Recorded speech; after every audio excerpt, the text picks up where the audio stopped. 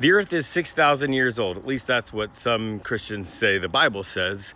So where do they get that? And why are they wrong? Hi, I'm Jeremy. I'm a deep skeptic, also a pastor. The idea begins with a guy named Bishop James Ussher, no relationship to the singer-songwriter and dancer. He lived in the 1600s, and what he did was he took the ages that are listed for the patriarchs, at least he began there, and added them up. And yes, some Christian creation scientists are still hanging on to religious-based science from the 1600s. So there are these genealogies in Genesis chapter 5 and Genesis chapter 11, and they say like Adam was 130 years old when he had Seth. Seth was 105 years old when he had Enosh. Enosh was 70 years old when he had, blah, blah, blah.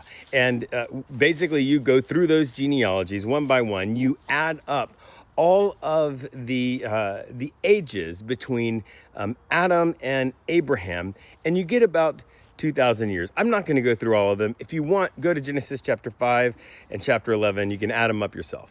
From there, you add up the chronology of the history in the Old Testament. You get about 600 years for the patriarchs and the Exodus. You get another 400 years or so for the judges, some time for the monarchy, and then like 500 years for the divided monarchy and the exile, and then another 500 years or so for the post-exilic period. And that brings you up to Jesus. And if you assume that he's born right at that transition between BCE and CE, you get 2025 years to today.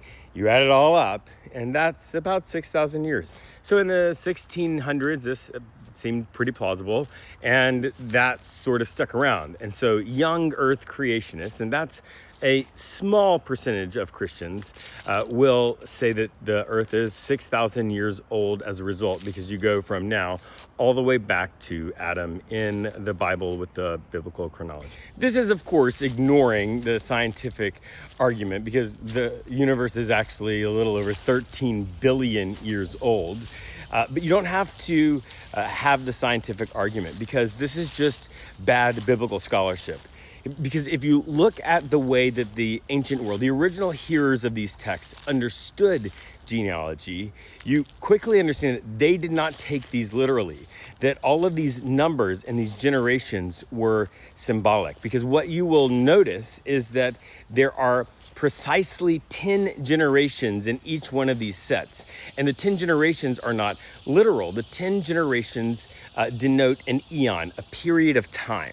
They understood that each of these is sort of an age, a portion of the story of God, the way that God was revealing God's self to the people little by little in this sort of progressive way. And so there's this sort of eon of the patriarchs, the eon of that way of God relating to humanity. And then there is the eon, the season of God relating to the people through the judges. And when you look at these eons, these ages, God exists, God relates in a distinct way in each of these times. And each of these times sort of builds on the other, showing this progressive revelation of who God is. Then there are people, this continues in the more evangelical conservative world, that point to 2 Peter chapter 3:8 that says that a day is like 1,000 years for God. And they say, oh, well, this points to this idea that that creation is maybe 6,000 years, just that one time. But the idea is that there is something metaphorical about all of this. But that still creates this argument, this conceding of the argument to say that the Bible is trying to reflect something literal, and you're just trying to find the metaphor in it. But really what we need to do is to say that the Bible is not a science text. Let's repeat after me. The Bible is not a science textbook. You don't need to reconcile this ancient spiritual text with modern science. It is a spiritual text. It is concerned with helping you understand how to connect with the divine, the nature of the divine in reality. And in this way, in these sort of eons, that God is progressively revealing God's self to humanity. That the more we live, the more we experience, the more we can know and understand about the divine. And that doesn't just happen in the Bible. That stretches all the way along till today, which that's really helpful. So no, the earth is not 6,000 years old. And no, the Bible doesn't say that. And no, we don't need to use the Bible that way at all.